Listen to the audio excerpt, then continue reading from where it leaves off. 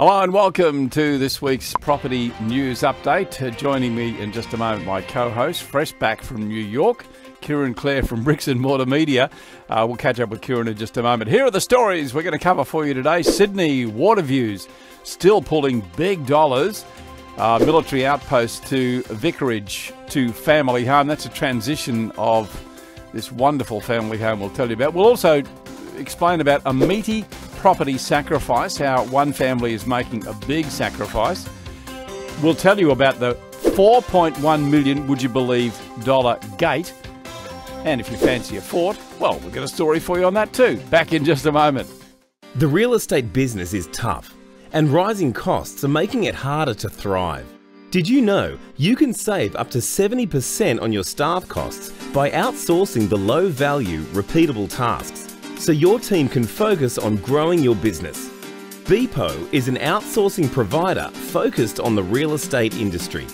With an English-speaking, tertiary qualified and fully trained team in the Philippines, Beepo will give your business the boost it needs to start growing and returning value to you.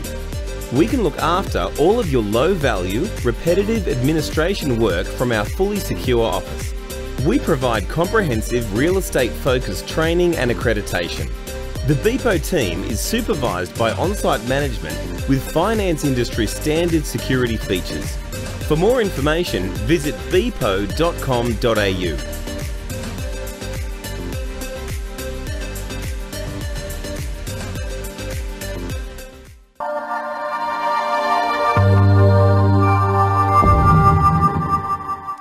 Oh my goodness gracious me, have a look at this. Kieran, Claire, what are you doing? You still cold? It was minus 15 last time I was talking to you, Kev. Minus 15. Oh dear, yes. Kieran Clair, fresh back from you. Actually, I was talking to a broker in New York just this morning, and he was telling me, I was trying to explain to him about the heat here, you know, compared to the cold there, and he said, it's absolutely freezing. It's not snowing in New York, but it is very, very cold right now. But boy, wasn't it cold when we were there? Mate, Michelle and I did a walk to the theatre one night, and the building's like a little mall. I have never, ever been colder in my life than when the wind chill kicked up through that little walkway. I can tell you now. It's terrible. It's terrible. Okay, buddy, let's get underway. Let's go with our first story. This one comes from News Limited, and the Sydney water views still pulling big dollars. Encouraging sign here. An auction sale over reserve at by about $510,000. But you know, have a look at the location. Yeah, you know, this 2.46 million they got for this one at the Balmain Shores complex, Kevin. And doesn't this scream of fundamentals? You know, even in these softening markets, here we've got 2.46 million for a beautiful waterfront view. It's got a double garage in it, plenty of space. And, you know, while we're in this market for Sydney at the moment where everyone's sort of saying doom and gloom. But as I just said, doesn't it just scream that fundamentals will always be in demand? This is close to the city and got everything you'd need for a pretty flash Sydney pad. Yeah, it certainly sounds expensive, 2.46 million, but you know, keep it in perspective. The current owners paid $895,000 for it 18 years ago, and if you work on that 6-year rule where it should double in value every 6 years, just a very quick calculation says it probably undersold on that rule by about $1 million. Yeah, and even if you look at sort of the stretch that it doubles over a longer period, I dare say that these guys probably made 70% in the last 4 or 5 years down there. That's right. That's right. Exactly. Would have come off a very low base, but I think, you know, good real estate in a great location has always got demand, and that's that fundamental rule you often say to people: if you can afford to buy the best quality, best fundamentals you can for the money you have available, and I think here is a testament to that. Yeah. But you know what did strike me a little bit about it too, though, is when you look at the photos, beautiful location, got all the fundamentals, still a pretty, I mean it in the nicest possible way, a fairly plain sort of unit. Like there's nothing, it's not gold chandeliers and eelskin wall hangings or anything like that. No. It's a pretty standard set of accommodation. So someone's definitely paid for position. They certainly have. And to keep that in perspective too, unit median in that area is 1.3 million. So a sale at 2.46 million sort of shows that it really is all about the view and about the water, you know, that proximity. Yeah. Absolutely. Okay, story number 2, we're going to take you to New Zealand, and this one comes from stuff.com.nz. Military outpost to vicarage to family home. It's a peaceful spot today, but the coveted vicarage, which was built in 1920, is on the side of, well, it's got some military history here.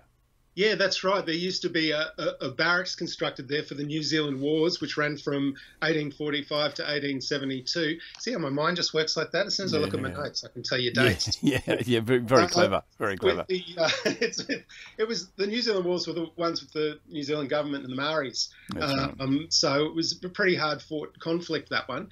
This place housed a barracks that held militia for a number of years, and then 200, I think, 200 troops, wasn't it? I think, from memory. Yeah. They were a support group, and they were armed with. This is the coolest bit in the story. They were armed with muskets to guard the southern border. I thought that was fantastic. I'd love to see 200 military troops armed with muskets and shouting huzzah. Yeah. And then there was a church constructed there as well, which is and the vicarage. Obviously, they knocked down the barracks and turned it into a car park for horse and carriages. Car park, horse park. So there is. But have a look at the renovation on this. I know, isn't the renovation spectacular? Yeah, it's absolutely stunning. They've got a $1.3 million price tag on it. No, that's the GV. Capital value. CV, capital value. Sorry, I thought that was New Zealand speak for market value. Well, it probably is, to be fair. CV is pretty close to what, and most people sort of gauge CV as the value, so it'll probably be around about that mark. Yeah, and up for tender. So if you've got a itchy pen finger and you feel like filling out a form and owning a vicarage, a stunner one at that. Yeah, and you'd only be the 4th owner because it's only had 3 owners. Current owners are off to France. Good on them. And you see, part of the renovation is a spa, and the agent said someone came through and said they could have used it for baptisms. Yeah. Wow, that's a bit close to the bone. Yeah. Okay, staying in New Zealand, another story from stuff.co.nz. I love the name of their website, Stuff. Isn't it clever? As soon as we had a click through on this one, I just thought, Stuff, I wonder what I'm going to find. Yeah, well, that's what I love about the Kiwis. They're so inventive with stuff like that. Like Trade Me is another great name, but it says everything, doesn't it? Yeah, and a touch of irreverence, which, obviously appeals to both you and I at times, I think. Yeah, well, it does. I love this. And I love this story too. This is all about a young couple who made a bit of a sacrifice to get into the Auckland market. The question is, what would you be prepared to give up to get into the property market? They gave up meat and transport. That's right. So meat must be pretty expensive in New Zealand. Yeah, you think, well, there's plenty of sheep. You think they'd just go out and catch a few, in the wild. They're not roaming in the wild. Come on. That's it, the wild sheep. Haven't you been over there? You've got to keep your eyes out for the wild sheep in New Zealand. So, yes, this couple, Sam Hood and his significant other, gave up meat. They gave up their own car and started doing public transport. He says that he was on an income of around the $70,000 a year, and managed by managing his budget tightly, they were able to put together enough money to buy into the market. Now, Auckland has a median house price of around $850,000. They bought a unit. Not sure what it cost them. He doesn't say in the story. But he seems to be making this claim, the post-mashed avocado style claim that if people just manage their budgets properly, then they can survive. Mind you, he didn't miss out on much. It looks like he was hiring a Tesla to go skiing on a couple of weekends as well. Well, let's see, that's what you can do. And they were even clever enough when they sold the car to realise they didn't need a car park, so they picked up $40,000 for the car park. They sold that off. So, good luck to them. I agree. It's funny. It's one of those. It originally struck me as one of those stories. Those letters to the editor, where maybe one of the journos had made up a few facts and created a fictional character. They wouldn't do that, would they? But no, don't do that. No. But magazine editors never. But if you go and have a look in the comments section, because of course plenty of naysayers jump onto the back of these things. Sam actually fronts up a few times and makes a few replies, people saying, what was your income? And, this isn't for... And he's actually climbed on and said, no, I did it for sure. So real person, real couple, big success. Good on them. Great story. Well done. Hey, you're going to come back in just a moment and we will tell you about the $4.1 million gate. Back in just a moment.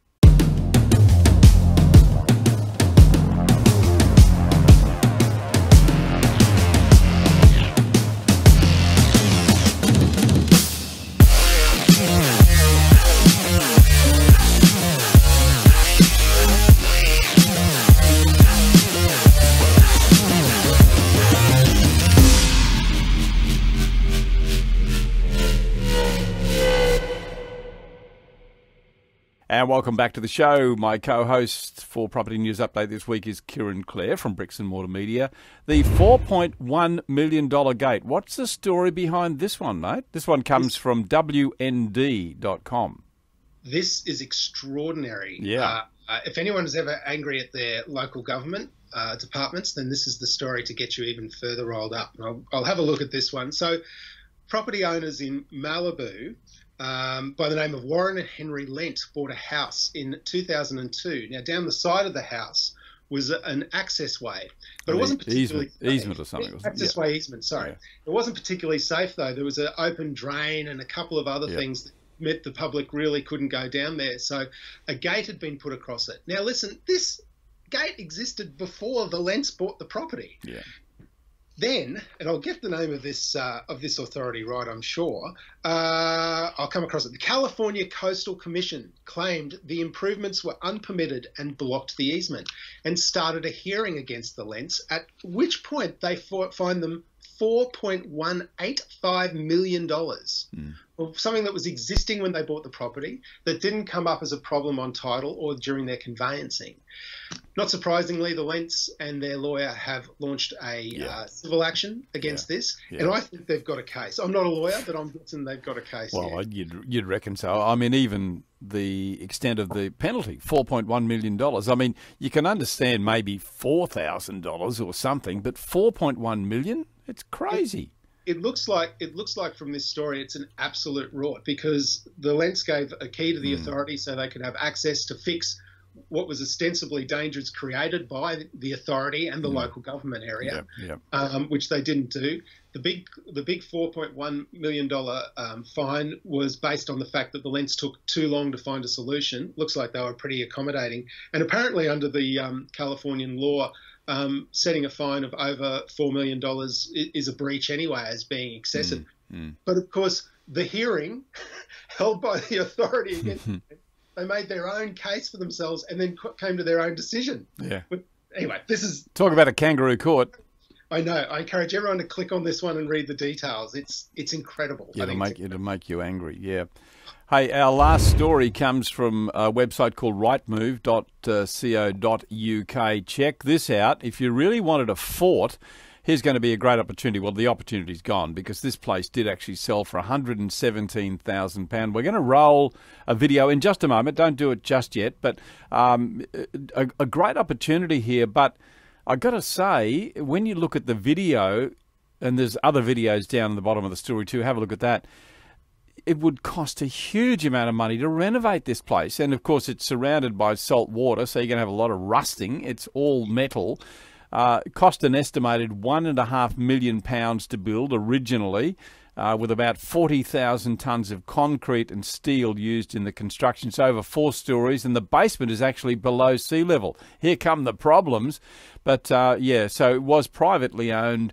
They had some difficulty selling it, but it was actually sold. Yeah. What about this, mate? It was apparently built during the war. Yeah, that's right. So, 40,000 tonnes of concrete in a circular fort that you can walk out to during low tide if it takes your fancy. Yeah. But what an incredible structure to go and hit the market. I've got a 10-year-old who would have loved me to put in a bid on this one, I reckon.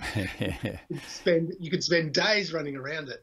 The call here is that it's a bit of a local icon, which no surprise there, and perhaps someone the person who has bought it would be looking to make it more of a tourist attraction, perhaps an Airbnb or some sort of accommodation, so that it's when you think about it too, Kevin, they've got the Ice Hotel up in Iceland. Right. You can go to hotels that are underwater in Dubai. I see no reason why Lincolnshire, was it Lincolnshire? Yeah, Lincolnshire. can't have its own fort hotel.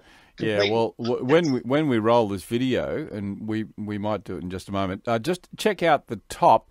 There's the two circular domes on the top. Imagine those as swimming pools. Yeah. Yeah, they'd be fantastic. Okay, let's roll the video. We'll come back after that. Here it is.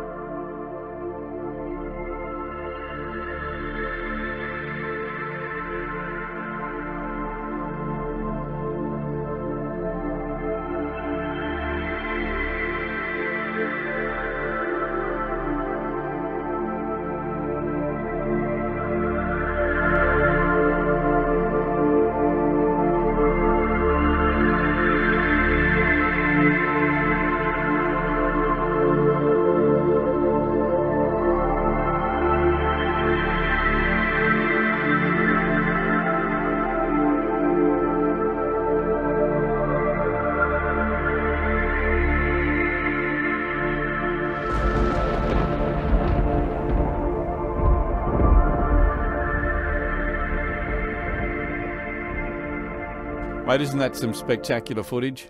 What do you reckon? I reckon Grand Designs have got their work cut out for them on this TV series. Actually, wouldn't that be a great video? A great renovation to follow. Oh, it would be fantastic. Cracker Jack. Hopefully they're listening in. Oh, no doubt they are. They subscribe. Yeah, well, they do subscribe, yes. And they follow us religiously and send us emails. You know, make sure you mention us. So we just did. So there you go. Hey, mate, a fantastic story to end. Congratulations to our editor once again, Stephen Sharry, for sorting through and finding some great stories. And, mate, as always, your commentary is just superb. So thank you. Look, I live to serve, Kevin. That's all I can say. Yeah, well, okay, good on you. All right, well, put that coat back on. Oh, yes, sorry, it is. Oh. No, don't do it. No, spare us. Spare us. I'll just dooner it up, mate. I'll dooner it up. That'll do. Yeah, okay. Brrr, really cold. Hey, buddy, catch you later. Thanks, Kevin. See Thanks, you later. mate. And we'll see you next week right here for Property News Update. See you then.